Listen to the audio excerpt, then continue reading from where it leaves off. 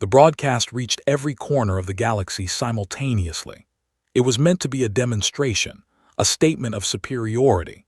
The Zalkari Empire, rulers of 16 star systems and conquerors of a dozen sentient species, had decided to make an example of humanity.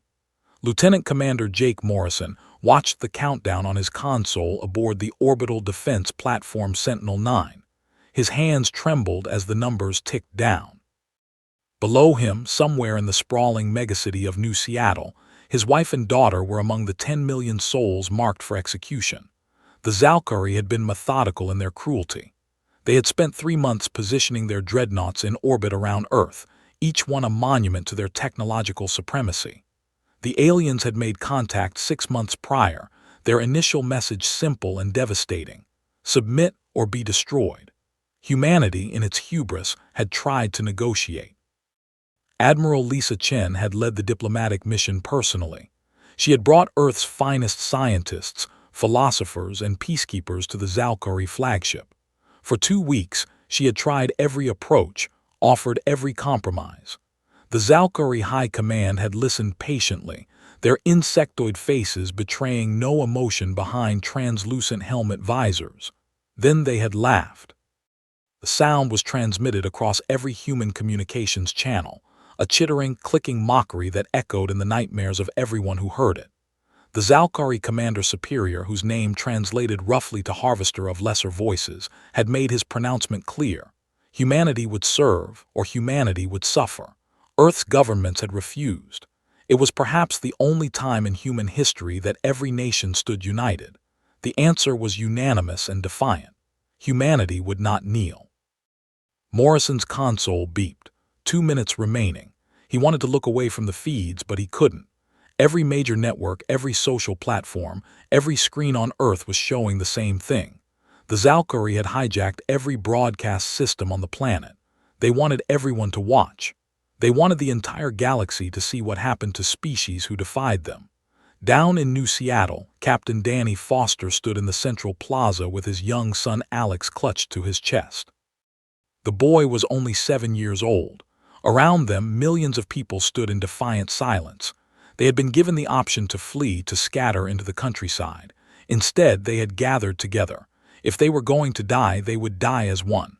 Foster was a Marine, veteran of the border conflicts and the Pacific Coalition Wars. He had seen death before, but this was different. This was his son, his city, his world. He pressed his lips to Alex's head and whispered the same words over and over.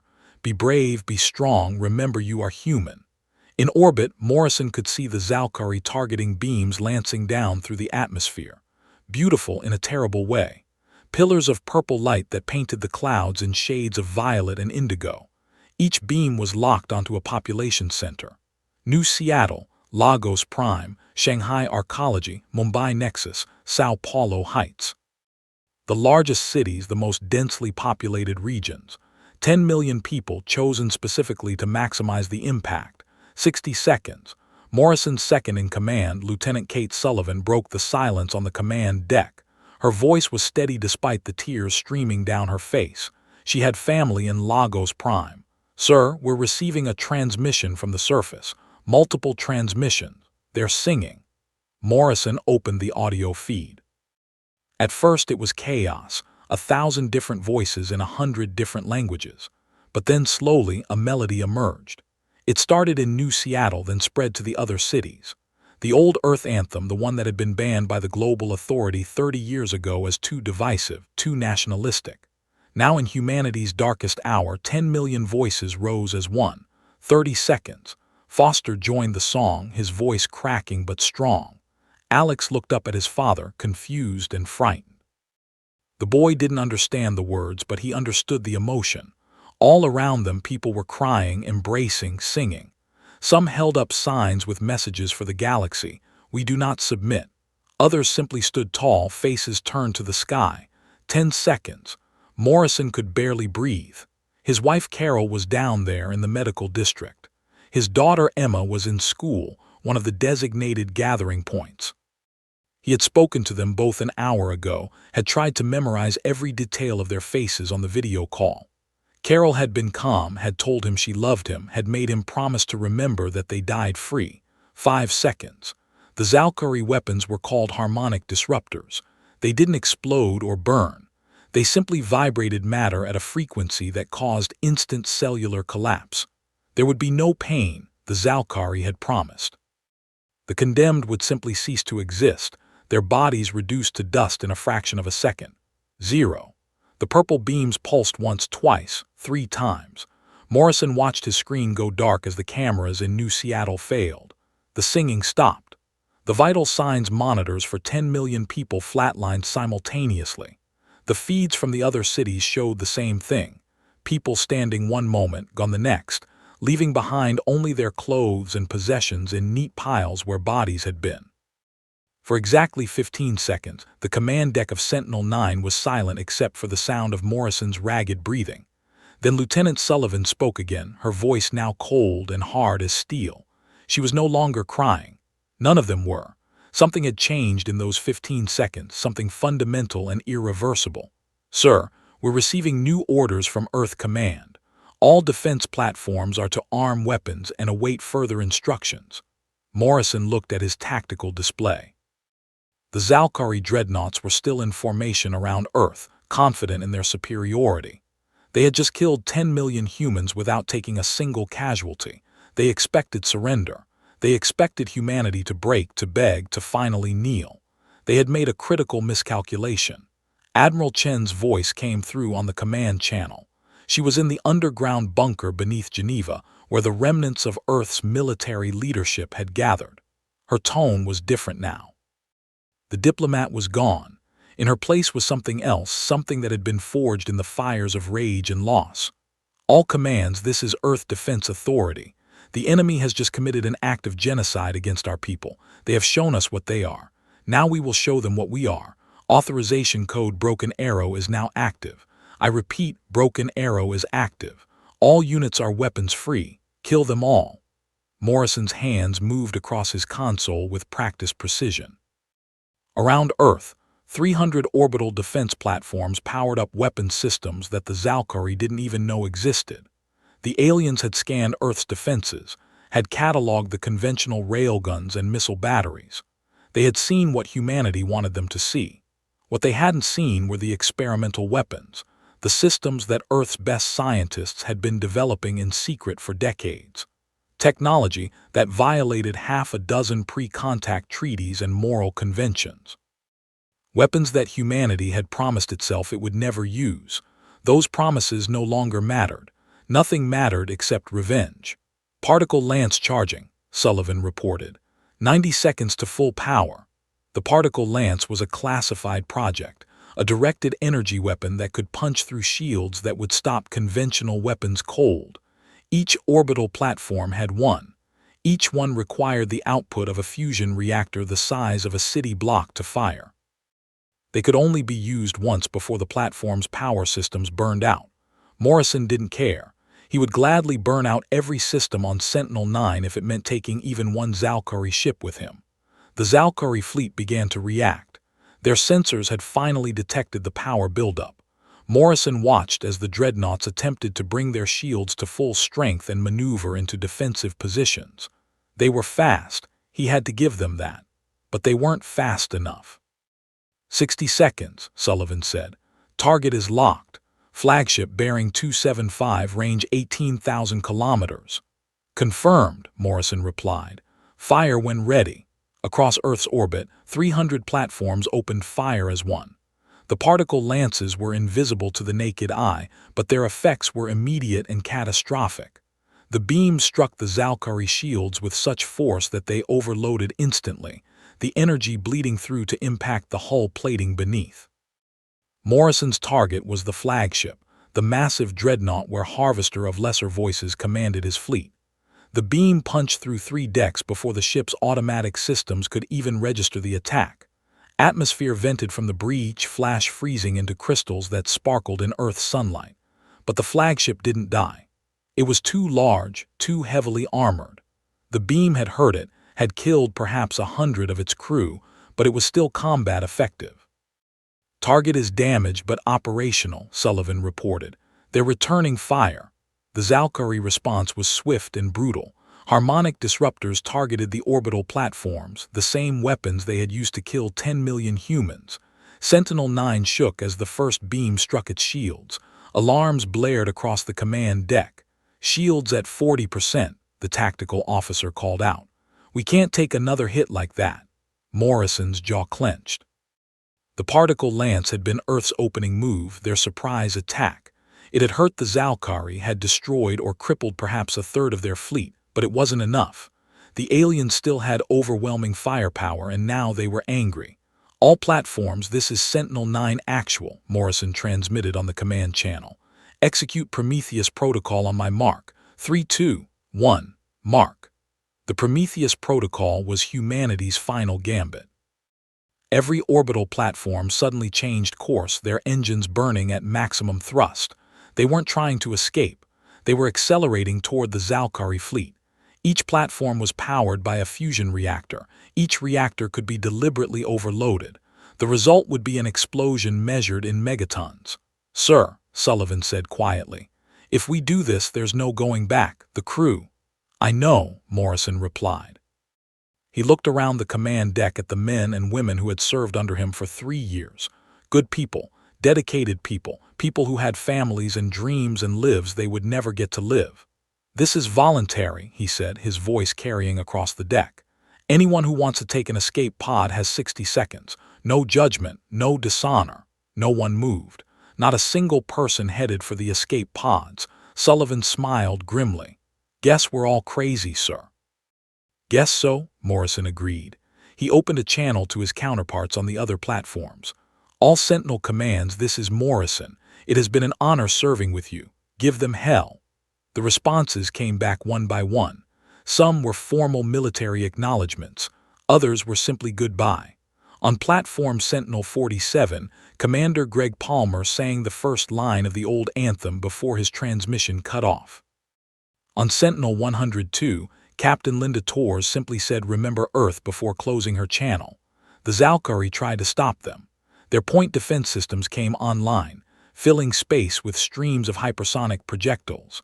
Some platforms were destroyed before they reached their targets, blooming into brief suns that faded as quickly as they appeared. But most got through. Sentinel-9 struck the flagship amidships, right where Morrison's particle lance had already breached the hull. The platform's fusion reactor went critical half a second before impact. The explosion tore the massive dreadnought in half, the two pieces spinning away from each other, trailing debris and bodies. Morrison's last thought, in the microsecond before the reactor's plasma core consumed him, was of his wife's smile and his daughter's laugh. Then there was only light. In the underground bunker, Admiral Chen watched the tactical display as the orbital platforms executed their final mission. 300 explosions blossomed across Earth's orbit, each one taking a Zalkari ship with it. When the light faded and the debris clouds cleared, the alien fleet was gone, completely destroyed. But the battle was far from over. Earth's orbital defenses were gone, sacrificed in that desperate gambit. The planet was now vulnerable, and somewhere out among the stars the Zalkari Empire had more ships, hundreds of ships, thousands.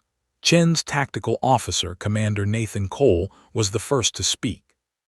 "Admiral, we're picking up multiple FTL signatures. More Zalkari ships are jumping into the system. Looks like a reinforcement fleet, at least 50 vessels." Chen nodded slowly. She had expected this. The Zalkari would not let such a defeat go unanswered. They would come in force now, would sterilize Earth and make an example of humanity that would echo across the galaxy for 1,000 years. Unless humanity struck first. "Commander Cole, activate the Mars contingency." Authorization code Ragnarok. Cole's face went pale. "Sir, the Mars contingency is classified beyond top secret. How do you even know about?" "I helped develop it," Chen said quietly. 30 years ago, when I was just a junior officer at DARPA, we knew someday we might encounter a hostile alien species. We wanted a failsafe, something that could even the odds if we were outmatched." She pulled up a secure file on her console and entered a code that only 3 people in Earth's government knew. A schematic appeared on the main display. Cole's eyes widened as he processed what he was seeing. "We put weapons platforms on Mars," he asked. But the colony there only has 12,000 people. We told them they were terraforming equipment. The terraforming equipment is real, Chen said. But yes, we also built weapons platforms, 40 of them hidden in the Val's Mariner Canyon system. Each one equipped with experimental FTL drives and armed with nuclear warheads that make Earth's old Tsar Bomba look like a firecracker. You're going to send them to the Zalkari homeworld, Cole said, his voice barely a whisper. You're going to genocide their entire species. Chen's expression hardened. They killed 10 million of our people, Commander. They broadcast it across the galaxy as a lesson in power. Now we're going to teach them a different lesson. We're going to show them what happens when you push humanity too far. She stood up and walked to the main display, studying the tactical readout. The Zalkari reinforcement fleet was moving into position around Earth. They had no idea what was about to happen. Send the activation code to Mars, Chen ordered. Target is the Zalkari homeworld of Zalkarthos Prime. Execute on my command. On Mars, the 40 weapons platforms received their orders. Systems that had lain dormant for 3 decades suddenly came online. Massive fusion reactors powered up, their energy feeding into FTL drives that would allow the platforms to cross the galaxy in a matter of hours. Colonel Henry Brooks commanded the Mars Defense Force, such as it was. He had been briefed on the platforms when he took the posting 5 years ago, though he had never expected to actually use them. Now sitting in his command center buried beneath the Martian regolith, he stared at the launch authorization that had just come through from Earth. Sir, his second-in-command, Major Claire Davis, said hesitantly, if we do this, there's no coming back. The entire galaxy will know what we're capable of. They'll fear us, maybe even unite against us. Brooks thought about that for a moment. He thought about the footage he had seen from Earth, the 10 million people who had died while the galaxy watched. He thought about the reports coming in of the orbital platforms sacrificing themselves to destroy the first Zalkari fleet. Good, he said finally. Let them fear us. Let the entire galaxy know that humanity is not prey. Launch all platforms.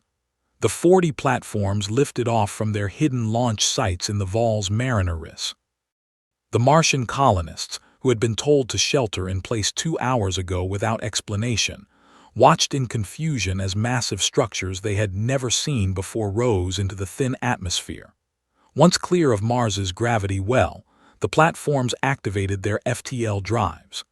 The energy required was enormous, enough to power a major city for a year, all released in a single instant. Reality bent around each platform as it punched through into hyperspace, disappearing from normal space with a flash of Cherenkov radiation. The journey would take 6 hours. 6 hours for the platforms to cross the 200 light-years between Sol and the Zalkari home system. Back on Earth, Chen faced the immediate problem of the reinforcement fleet. The Zalkari had learned from their first engagement and were being more cautious. They were staying at extreme range, using their harmonic disruptors to bombard Earth's surface from beyond the reach of any remaining defensive weapons. Cities were dying. Rio de Janeiro was simply gone, its 15 million inhabitants reduced to dust in a matter of minutes. Tokyo was next, then Moscow, then Cairo. The Zalkari were systematic in their destruction, methodically erasing humanity's population centers one by one. Chen watched the death toll climb. 20 million, 50 million, 100 million. Each number represented countless lives, countless stories ended, countless futures stolen. But she didn't look away. She owed it to them to witness what was happening. How long until the Mars platforms reached their target? She asked Cole. 5 hours, 23 minutes, he replied. Sir, at the rate the Zalkari are bombarding us, Earth's population could be reduced by another billion before our weapons arrive. Chen nodded grimly. The platforms had been designed as a deterrent, a weapon that would make any aggressor think twice before attacking humanity. But the Zalkari had already committed to genocide. They wouldn't stop their bombardment even if they knew what was coming, which meant Earth had to survive long enough for revenge to matter. Activate the planetary defense grid, Chen ordered. All remaining weapons systems target the lead Zalkari vessel. We might not be able to win, but we can make them pay for every inch. Earth's surface came alive with weapons fire. Hidden missile silos opened across every continent, launching thousands of nuclear-tipped rockets at the alien fleet. Ground-based railguns, built into the sides of mountains, sent hypersonic projectiles screaming into orbit. Every weapon humanity had left, every last defensive measure, was unleashed in a desperate attempt to drive the Zalkari back. The Zalkari fleet responded with overwhelming firepower. Their point defense systems destroyed 90% of the missiles before they reached orbit. The railgun projectiles were fast, but the aliens' targeting computers were faster. One by one, Earth's weapons were neutralized, but a few got through. A nuclear missile struck one of the Zalkari destroyers, the warhead detonating against its shields. The ship survived, but it was damaged, forced to withdraw from the bombardment formation. A railgun round punched through another ship's engine section, crippling it. It wasn't enough to turn the tide, but it was something. It was proof that humanity wouldn't go quietly into extinction. 6 hours after launching from Mars, the 40 weapons platforms dropped out of hyperspace at the edge of the Zalkari home system. The alien homeworld of Zalkarthos Prime hung in space before them, a blue-green jewel orbited by 3 moons and protected by a massive defensive fleet. The Zalkari defenders immediately detected the human vessels and moved to intercept. Hundreds of warships, each one a technological marvel representing centuries of military development, arrayed themselves between the platforms and the homeworld. The platforms didn't slow down.